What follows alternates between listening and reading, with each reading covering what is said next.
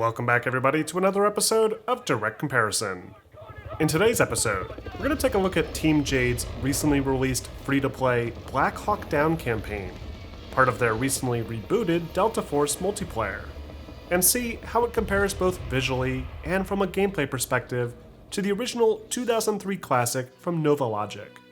For this comparison, the latest Delta Force game has been captured on PC, as it's the only available platform, and the settings have been pushed as high as possible at a 4K resolution, with DLSS upscaling options enabled to stabilize performance. It's also worth noting that we're talking about a difference of about 22 years here, so while we still will go over some graphical improvements, we should fully expect this latest entry to look better than a game released decades ago. For that reason, I want to spend a little bit more time discussing changes to the gameplay systems, the level designs, AI, and the overall experience that you can expect. Also, before we get started, please be sure to subscribe to the channel, where I try to post new comparison videos like this one every week, along with a new documentary that I aim to release soon. Alright, so let's kick this comparison off by first talking about the presentation, beginning with the character models. As expected, the models used to represent members of Delta Force and the US Rangers are remarkably more detailed in this remake, with higher poly counts, texture resolution, and other fine details along their uniform, like extra pouches, magazines, canteens, radios, and the like. It looks comparable to some of the higher budget military shooters we've seen from DICE and Infinity Ward, albeit from a distance. Up close, there are a few signs of cut corners that take away from the immersion. Things like overly simple facial models, with these dead eyes that look to be static textures, and improperly looped idle animations. Meanwhile, enemy combatants are more varied and behave somewhat more realistically, with scripting in place to allow them to ambush players at set points, reposition, flank, take cover, rush players, and toss grenades if the players hunker down for too long. They have their limitations, like doors that they don't seem to know how to open, and you'll often hear any enemies that you've snuck past despawn and yell out in pain as you move far enough ahead. But in general, they seem to behave more realistically than the AI in the original game, and are numerous enough that you genuinely feel overwhelmed as you should during the more intense moments of the campaign. That being said, it's worth noting that this remake does not seem to include any non-combatants or civilians roaming the streets. This was a key feature of the original game, as you were forced to check your fire and avoid shooting unarmed civilians or risk a game over screen. It's also a crucial component of this battle, as it was one of the complications that Delta Force and Rangers were forced to contend with, especially the moral implications of shooting at civilians with enemy combatants hidden within them. That's not to say there's no civilians in this game at all. They can be seen at a distance when landing in the opening insertion sequence. And there are civilians during the on-rails vehicle moments like the Humvee convoy mission later on. In fact, this latter mission can even be failed if players mistakenly fire at too many civilians. But the actual on-foot missions like these have no civilians at all, making it weapons-free with anything that moves. As far as comparing this to the original BlackhawkDown graphically, it's unquestionably a big upgrade. Characters actually stand apart from one another, with more variety, and even some eerily similar likenesses to characters from the Ridley Scott film. Actors' likenesses that crop up in the remake include Eric Bana's Hoot and Josh Hartnett's Eversman, among others. Though it doesn't appear as though these actors lend their voice to the game, opting for more generic voice acting performances instead. This makes it especially odd when there's shot-for-shot recreations of scenes from the movie, pre-rendered between missions that almost look like the movie and even use the same camera angles, music, and dialogue, but do still feel a bit off. This sometimes comes at the expense of authenticity too, as mistakes that were made in the film, like the appearance of each crash site, the strobe being used to mark enemies rather than marking the Rangers' locations for the Little Bird, and the general timing of events are carried over, even though the original 2003 game didn't make many of the same mistakes. Next, we have the environments. This is easily one of the biggest improvements that can be observed, with incredibly detailed recreations of these classic locations that look like they came straight out of the film. The Super 6-1 crash location, for example, looks exactly like the location from the movie, with the helicopter sitting in an intersection surrounded by taller structures, as opposed to the real Super 6-1 crash location that was more of a small residential neighborhood with small single-story homes, dirt paths, trees, and stone walls. The Target building, the Olympic Hotel, the small shanty village, all of this is faithfully recreated in Unreal Engine 5, and done so with an extraordinary amount of detail, and high-quality textures, nanite virtualized geometry to give the dirt a little bit more depth, and a surprisingly large amount of debris and other decorative assets. Cloth blowing in the wind, pieces of brick, rock, and concrete strewn along the ground. Barrels, trash, even the interiors are remarkably detailed, with a ton of props, some of which have physics applied to them, making building-to-building firefights feel more unique and meaningful. I was genuinely impressed by just how large some of these combat environments were too, with lots of space to maneuver and plenty of alternate paths adding some great replay value too. It seems as though Team Jade have created one extremely large environment that includes each of the key locations from the film, and then shifted the playable boundaries per mission to contain it all. It would have been nice to see enemy spawn locations change with each replay, as they appear to always be the same. But there's so many potential locations for enemies to spawn that it's difficult to memorize their placement. And there's occasionally some moments with endless spawns for enemies that help to mix up the action and pacing. In the original BlackhawkDown game, the level designs were surprisingly well ahead of their time too, with vast sandboxes players could traverse across, and very few limitations in how to approach your objectives. The Mogadishu Mile, for example, is massive, and players are free to take several different roads, alleyways, and building interiors to flank their enemy, and to get ahead of the convoy as they move towards the stadium escape. The Remake's levels, while still large, aren't as big as the original game. But what they lack in sheer size, they make up for with density within these spaces, with more cover to fight from, more detailed interior spaces to fight in, and in general, more personality that helps to define each and every corner of the map. Lighting is another area that, unsurprisingly, the Remake excels at, thanks to Unreal Engine 5's powerful lumen effects, and some great color grading choices that feel reminiscent not so much of the film, but rather other AAA shooter campaigns from the past, like Call of Duty 4's Middle Eastern missions, or Battlefield 3's opening Operation Swordbreaker. I also love the inclusion of dynamic lighting for the player's flashlights that help make room clearing feel even more immersive and realistic, as objects will cast long shadows against walls and rotate as the player rounds corners to hunt their enemy. This is especially impressive during this night mission, where enemy flares will explode in the sky and then cascade shadows all around as players slink through the market and in and out of structures. The game also makes liberal use of bloom and simulated HDR effects, which at times can make it extremely difficult to see outside of windows from inside dark interiors. It looks pretty, but it can definitely get in the way of acquiring targets as well. Now, lighting in the original BlackhawkDown has probably aged the worst of its various effects, with basic global lighting, some baked-in lighting effects, baked shadows, and very limited capabilities for interiors.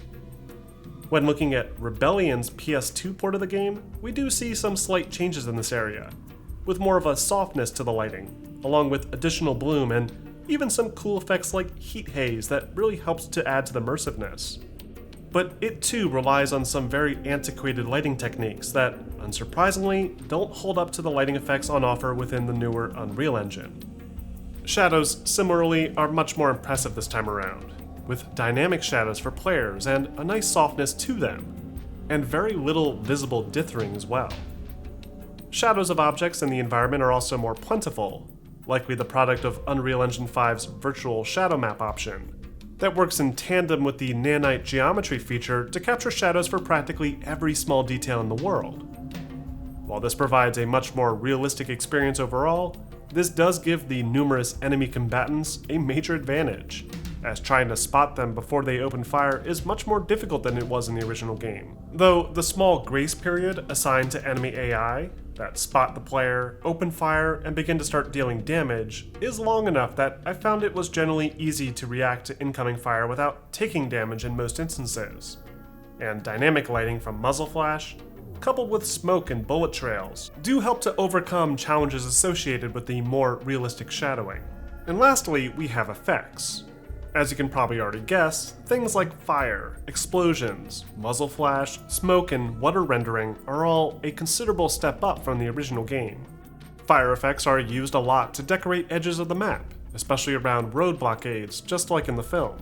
Explosions also use some nice alpha effects that, while not necessarily realistic, do give that epic Hollywood look to make the battle feel that much more intense. It is a shame that there's no bullet penetration, especially for higher caliber rounds in weaker materials like thin wood, plaster, or even umbrellas. But I was surprised to see destructible doors that splinter apart based on the part of the door that's being impacted.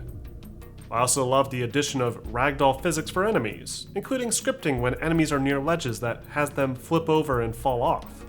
The original game didn't offer ragdoll physics like this, but did have the latter scripting at times. Rebellion's PS2 port did feature some ragdoll physics too, but it was limited to enemies only located up high, rather than those located on the ground as well. I also wanted to point out the excellent water rendering used in the original Delta Force, something that holds up surprisingly well today. It's not going to ripple when swimming through it or anything like that, but it still looks great, and the reflections along the surface for larger structures hold up nicely as well. The remake features very little water rendering, as the game seems to be very narrowly focused on the Battle of Mogadishu instead. But occasionally there are things like puddles on the ground or decorative assets like this fountain that look decent enough. So overall, the remake of BlackhawkDown does look beautiful, and is a major improvement over Novalogic's 2003 classic. But now let's shift gears a bit and talk about the changes that were made to the gameplay design. This is where I feel the remake does fall a bit short, as there's a lot of questionable design decisions here that I feel fail to live up to the promise of honoring the beloved classic games. For one, we have the missions themselves. The original BlackhawkDown, whether you played it on PC, PS2, Xbox, or Mac, featured significantly more gameplay content in its single player than this remake. The game kicks off not with the titular Operation Irene and subsequent disaster, but rather the months preceding the event, showing the US Rangers and later Delta Force's involvement in Mogadishu and the Jubba Valley, as they attempt to disrupt Mohammed Farah Aidid and the Somali National Alliance. Missions include things like escorting UN convoys delivering food and medicine, escorting a Pakistani troop column, destroying weapon shipments hidden in densely populated city centers, and sabotaging communication equipment. There's not much of a story here, but the amount of level variety and types of engagements made the larger selection of weapons to choose from feel more meaningful. The PS2 version even featured mission-to-mission unlock progression, which was pretty far ahead of its time, all things considered, with players able to unlock player stat upgrades or weapon unlocks based on their performance in previous missions, adding a nice bit of replay value as well.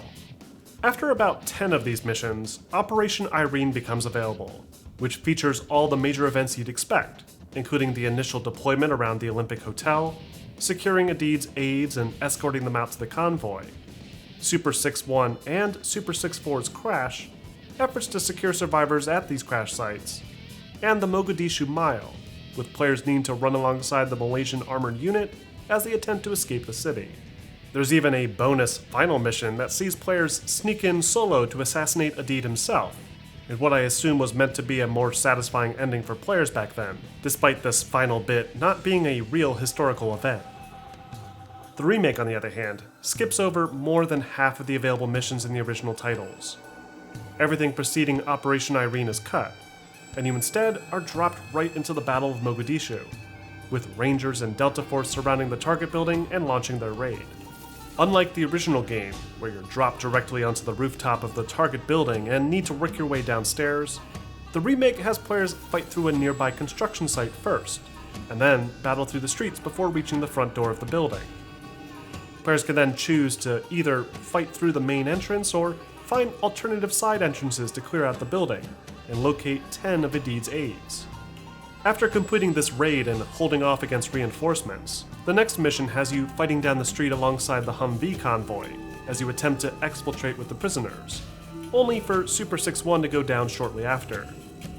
In the original game, this is captured a little bit more accurately, in that Super 6-1 is struck almost immediately after leaving the target building with Aidid's aides, and the following mission has you participate in an attempt to reach that crash site with the convoy under heavy enemy fire. The crash site itself is also more accurately portrayed in the original game, as I mentioned earlier, with the Blackhawk having crashed into a smaller residential neighborhood, rather than a large intersection surrounded by tall buildings. Though the same general gameplay direction applies to either version, as players will find themselves hunkered down in an adjacent building, sniping at enemy RPGs and infantry as they converge on the injured crew below. Once secured, players then switch to an on-rails Humvee sequence, where you fire from the 50 cal machine gun at scores of militia that pour in from every doorway, alleyway, rooftop, and balcony possible. This looks great in the remake, and is a huge improvement over similar missions offered in the original game, as you get a much better sense of the complete chaos that the convoy teams experienced. It can even be a bit too chaotic, especially considering a single RPG shot is all it takes to destroy your vehicle. And I think just having the Humvees blow up rather than gunners getting shot out feels a bit too gamey. But I do love how well this is designed around co-op, as it works really well regardless of what position in the convoy you're assigned to. The next mission, though, is easily one of the highlights of this remake. In this mission, players get to experience the downing of Super 6-4 firsthand. This is something that the original game never portrayed properly, as the second Blackhawk is downed off-screen in between missions, with nothing but a loading page description and brief dialogue indicating what happened. The mission Valiant Soldiers kind of addresses this, with players needing to locate isolated pockets of Rangers around the city, but you never actually reach that second crash site. In the remake, however, players are involved in that second Blackhawk crash directly, in a really creative way too. In selecting your class in the mission prep screen, players can choose whether they want to use the helicopter miniguns or sit in the back seat as a sniper or assault class, using their standard primary weapons. Only these latter two players are not in the back seat of the same helicopter. The players using the miniguns are instead situated on Super 6-4 itself, the ill-fated second BlackhawkDown. And following a brief Call of Duty-esque shooting gallery, players in this forward helicopter experience the full tailspin and crash, and are immediately put into a down state. From here, players in the rear helicopter are tasked with landing on foot and securing the crash site, which they need to do quickly before their teammates bleed out. This is a brilliant cooperative design, as you really feel like you've experienced the hectic final stand of Super 6-4. What really makes the scene so incredible is just how limited the ammunition is, requiring every player fire carefully as they attempt to hold out for 4 minutes. I absolutely love this mission, as it feels like the kind of creative mission design that used to be in games like Call of Duty. Though Team Jade's failure to include AI companions to backfill these player slots is still a major problem, as a co-op only experience isn't quite as accessible as the original single player. And this is where the remake kind of falls flat. The game is designed purely around co-op, with each class being necessary to facilitate completing objectives. Ammo, for example, can't be found in the environment. Instead, players with the equipped ammo ability can share some of their extra magazines. This does take away from their own ammo supply, but they generally start with about 500 rounds anyway. Medics are functionally similar, as they carry more bandages that are required for healing and treating leg injuries. Scouts, on the other hand, have longer range scopes, which are almost a requirement in some missions to counter-snipe extremely lethal enemy marksmen. The only class that feels a little bit redundant is the Assault, as their ability to carry slightly more ammo and explosives doesn't feel quite as impactful. Of course, the original game doesn't feature this class setup at all. Players instead choose their primary, secondary, and an accessory to bring with them, with some items being locked for specific missions. Supplies are also limited in the original game, though thanks to AI squad mates, players can heal and replenish ammo with a simple command press, with a small stock of resupplies available per mission. So, in essence, the remake does borrow at least some elements of that original 2003 classic. It's still a tactical shooter, with an emphasis on working with a squad of soldiers, balancing limited health, ammunition, and carefully clearing corners to avoid being two-shotted by enemies lying in wait. But the remake's emphasis on co-op, limited mission set, and lack of single-player support take away from an otherwise fantastic shooter experience. Finally, let's wrap up with a brief sound comparison. Which game do you feel delivers the most satisfying sound design and quality?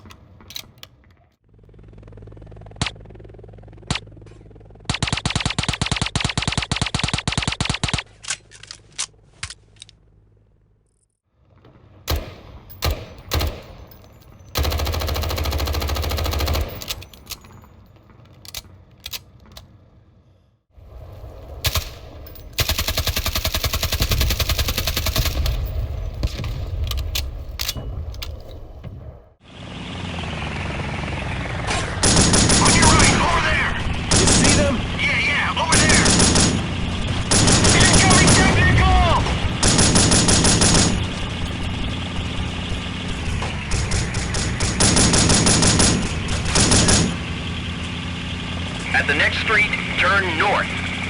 I've got a lot of guns coming this way. We can't go that way. There's too much fire. They're coming from everywhere. Go right.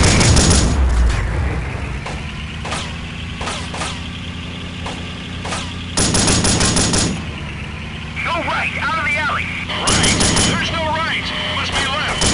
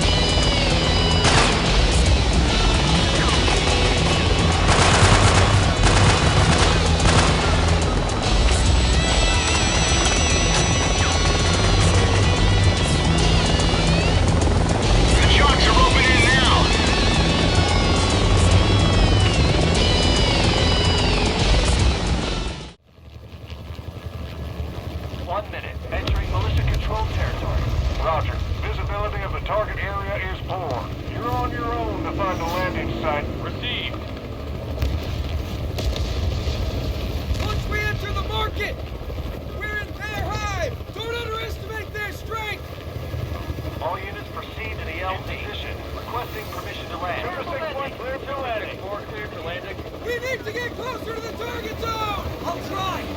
C2, I see the bird down! RPG! Hold on! Star 4-1, cleared for landing. Roger that! About damn time. Prepare for landing. 2 feet. 1 foot. Down. All units, when you're on the ground, establish your perimeter quickly.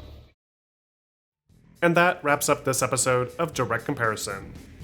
Overall, the Delta Force BlackhawkDown Remake is a beautifully done cooperative campaign experience. It has some technical hiccups, like requiring players to hop back and forth between EXEs as they load into new missions, slow mission restarts, a lack of a proper checkpoint system, and occasionally buggy gameplay. But when it does work, and you're playing with a squad that's carefully checking their corners, throwing smoke grenades, covering angles, and working within their class synergy to reach objectives, it's extremely satisfying, and does a much better job of delivering a playable version of Ridley Scott's masterpiece. The original, however, holds up surprisingly well. Yes, it does look like a game from 2003, but it's still a satisfying single-player shooter nonetheless, with challenging level designs, great mission variety, and some surprisingly ahead-of-their-time features depending on the platform. It's sadly no longer available digitally, but if you can find a physical copy out there and like old-school shooter games, it's a pretty solid single-player experience. But what do you guys think? Are you enjoying the newest BlackhawkDown campaign, or do you prefer the original 2003-2005 classics? Let me know in the comment section. And don't forget to like and subscribe for more content like this posted every week.